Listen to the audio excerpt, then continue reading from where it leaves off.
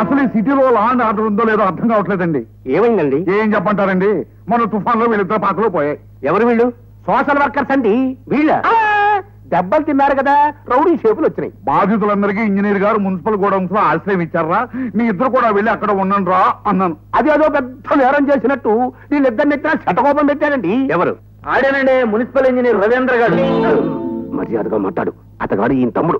తమ్ముడు అయిన వారైతే మాత్రం ధర్మం మాట్లాడొద్దండి. తమ్ముడు అని నీతో ఆనంగా అంటున్నారు. ధర్మమే మాట్లాడాల్సి వస్తే వీళ్ళే ఆ గొడవ దగ్గరికి వెళ్లి ఆడపిల్లలను అల్లరి చేశారని ఇంతకు ముందే కేసు పెట్టడం జరిగింది.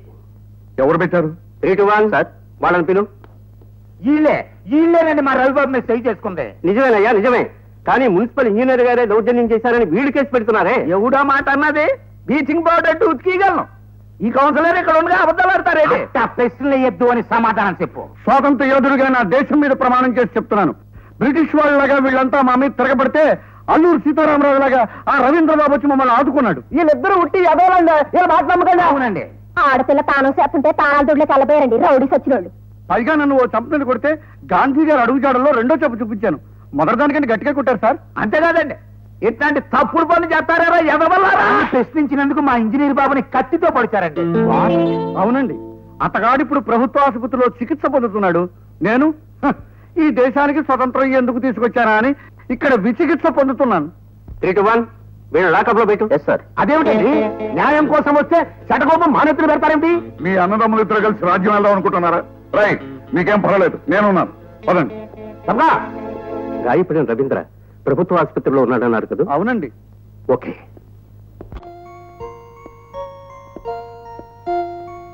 Excuse me. మీరా? ఆగండి, ఎందుకు వచ్చారు లోపలికి? ఓహోహో, అర్థమైంది. న్యాయం కోసం పోరాడిన వ్యక్తిని అరెస్ట్ చేయడానికి వచ్చారా? రజనీ, మీరు ఊరుకోండి. చట్టం వాళ్ళ చేతిలో ఉంది కదని ఇష్టం వచ్చినట్టు ప్రవర్తిస్తే నోరు మూసుకొని కూర్చోమంటారా? చూడమ్మాయి, నువ్వెందుకు అలా రెచ్చిపోతున్నావో నేను తెలుసుకోవచ్చా? నిరభ్యంతరంగా. అక్కడ కొట్లాట జరగడానికి కారణం ఇంజనీర్ గారు కాదు. ఆ చైర్మన్ మనుషులు కావాలని గొడవ చెయ్యాలని గోడౌన్ దగ్గరికి వచ్చారు. ఇదేమిటి, నేను అడ్డుపడితే ఈయన గాయపరిచి పారిపోయారు. చూడండి ఎంత గాయం. అది కాదు రజనీ, ఆయన ఏమిటండి నాకు తెలుసండి.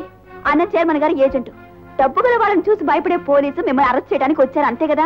సరేనమ్మాయి, నేను చైర్మన్కి ఏమవుతానో చెప్పావు. ఇంతకీ అతను నీకేమవుతాడు? ఏమవుతారా? ఈయన నాకేమవుతారా? ఊరుకోండి, మీరు ఎందుకు కంగారు పడతారు? ఈ పోలీసులను చూసి నాకేం భయం లేదు. ఇన్స్పెక్టర్ గారు, ఆయన నాకేమవుతారని కదా మీరు అడిగింది? అవునమ్మా, అదే అడిగాను. ఆయన నాకు మూడవుతాడు. అన్నయ్య, అది తను తమ్ముడు. నాకు అర్థమైందిలే. తమ్ముడు? అన్నయ్య? అయ్యో, నమస్కారం అండి. గుడ్ మార్నింగ్ అండి. Good evening, good night, good bye. Good bye. That's all right. తమ్ముడు, నువ్వు ఒంటరిగా ఉంటావని తోడు కోసం వచ్చాను. కానీ నిన్ను ఒంటరిగా విడిచిపెట్టి వెళ్ళడమే మంచిదని తోచి వెళ్ళిపోతున్నాను. For more updates, like, comment, subscribe to our channel.